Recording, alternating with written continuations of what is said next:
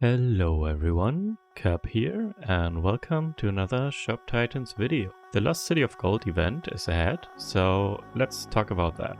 Currently there are 4 major events, but Lost City of Gold, or LCOG for short, was the one and only event when I started out playing a few years ago.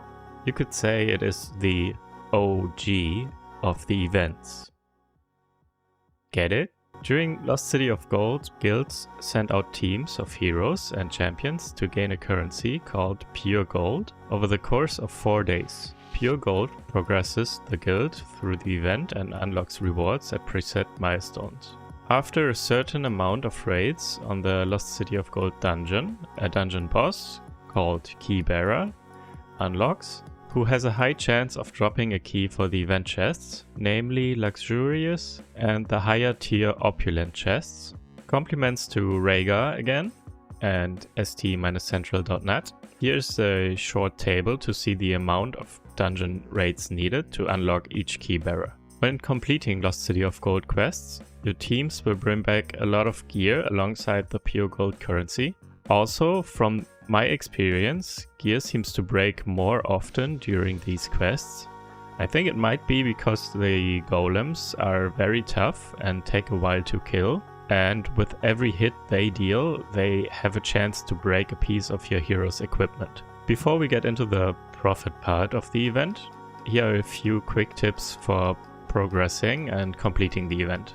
First, use Sia a lot. She increases the amount of pure gold brought in, so if you combine her with loot bugles and also send her with a full team to defeat the Keybearers, since they drop more pure gold than the regular best enemies, you will bring back a ton of pure gold. Second, Phoenix Feathers are the backbone of this event. This is the single best opportunity to use Phoenix Feathers, and you should use them as much as you can. My third and final tip here would be that higher level keybearers can be quite tough. I think even I need to use a power booster for the final keybearer, so watch out for that. You really want to kill as many as you can, and if you need to use a power booster, do it.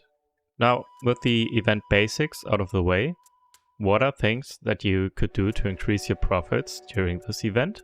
Lost City of Gold is kind of a tricky one because it's a mix of people bringing in a lot of gear, but also some people wanting some high quality gear from the market to better equip their heroes so that they can finish higher difficulty levels and stronger keybearers of the event. If this is the case for you, my first advice already would be for you to buy better equipment for your heroes early before the event and everybody else. Also, because all troops are being sent to the event dungeon, all other dungeons are not being raided as much. This will create a relative shortage of some components on the market, and if you have extra components, sell them on the market for gold, but the profit from these is not huge, so this is just a side note. Let's get to my actual advice to increase profits during Lost City of Gold.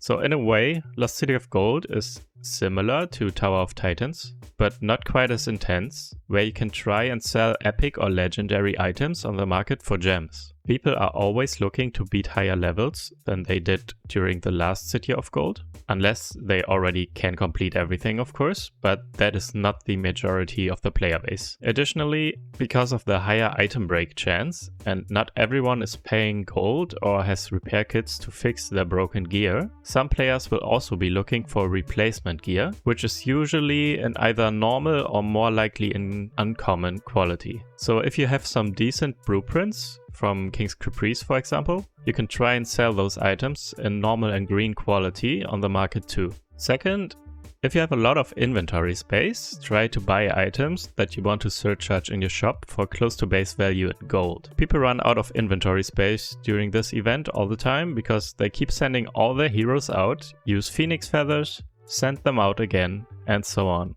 People will be looking to dump items on the market because they can't keep up selling everything in their shop. Here you can buy for cheap gold if you have the space yourself. The components from Lost City of Gold, namely golden artifacts and opulent jewels, unfortunately don't tank in price anymore during the event. Their prices used to drop really low during the event because people got capped and then they were automatically sold for base value when they got more from questing. Now, however, it is not possible anymore.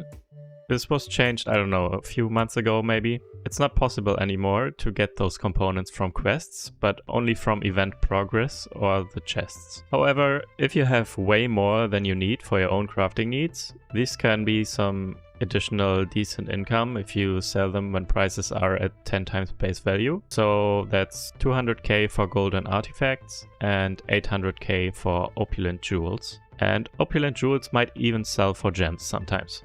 Another thing is, if your guild completed the event, I suggest you might still want to send out full teams on the highest difficulties you can.